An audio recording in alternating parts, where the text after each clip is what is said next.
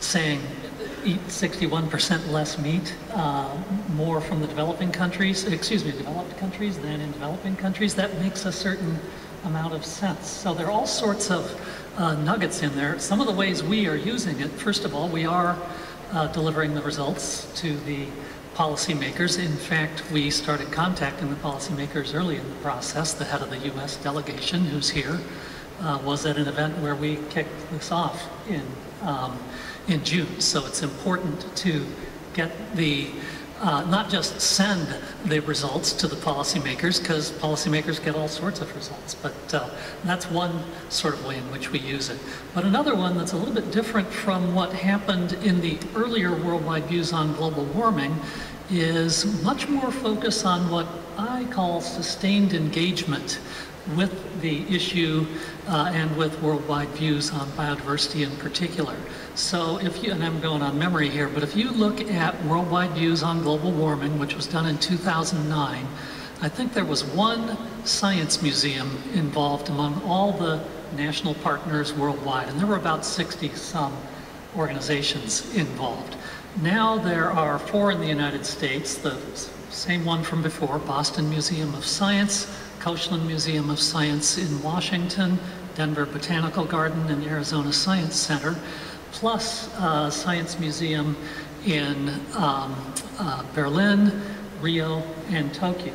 What does that mean? That means that these results can be incorporated into their programs. Boston Museum of Science, for example, will be having a forum, open forum for the public, where they can also express their views on this. So that would be one example of outreach that takes these results and gets them further out into the community. And I'll mention just one more before stopping. At the end of the Worldwide Views in Denver, Colorado, on September 15th, a couple of middle school teachers went up to the organizer afterward and said, "You've solved our problem for curriculum for the year."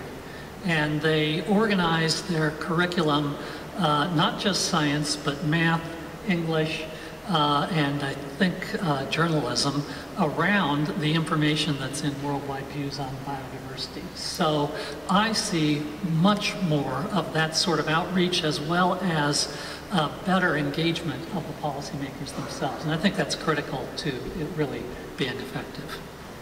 Okay, thanks very much. I mean, I'll ask you one more quick question, which flows from that, and it's, I wonder if you could maybe situate this, because you're a professor of politics and you look at engagement. Can you situate this in sort of a historical context for this kind of citizen participation and involvement? And given your comments about how it could potentially be used, what are some of the specifics of making this form of citizen involvement an integrated part of global political processes?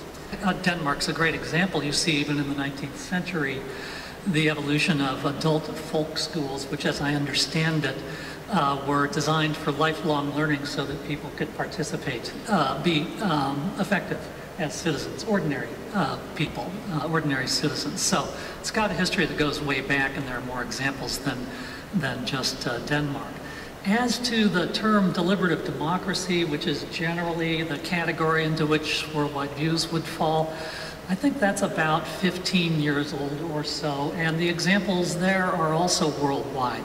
Probably a lot of people here are familiar with participatory budgeting in the city of Porto Alegre in Brazil, lots of deliberative practices in Australia, all sorts of countries all over the world. And I guess one other thing just on the kind of deliberative democracy and its practices, it was the Danish Board of Technology, which is famous worldwide for developing participatory approaches to technology assessment. So technology assessment of things like geoengineering and synthetic biology, the types of issues that are important here. That sort of technology assessment, when it was first started actually in the United States in the 1970s, was done strictly by expert bodies. That's fine, but it's limiting in that it's only expert bodies, and when you actually can get the citizens engaged, you get, they say what's on their mind, frankly, and people who are being paid are a little bit more cautious. So, and that's been pretty well documented. I'm not making that up. One final comment just on the historical context that I can't resist, which is The role of science in society has changed a lot since the end of World War II. The Cold War period was really the heyday of science as this process that revealed objective truths, and the people revealing it were certified scientists. And by about the 1970s, that was being challenged, not necessarily saying it was not worth anything, but that there are different ways of understanding expertise. And so that different approach to expertise that really, again, started permeating throughout the world in the 1970s right up to the present means that citizens can be viewed as particular types of experts. In particular, everyone is an expert on what they think and what their own values are. So that in particular is important. Now on kind of way forward, I guess I probably already addressed that to some extent. I think that working more in a more organized and anticipatory fashion with policymakers so that they are expecting the results is critical, and also amplifying the results, not just having this nice report, a lot of which you just heard about, and sending it to the Ministry of the Environment, but getting it into the science museums, getting it into the science cafes, getting it into the middle school curriculum, and that's just the start of things. So there will be, I guess the goal, it's what we are aiming, or at least what I would be aiming toward, is for policymakers to expect the voices of everyday citizens to be part of a policymaking process, and to expect to heed those voices in some sense. Not just say, the citizens said this, so we will therefore do it, but to really work that into the mix.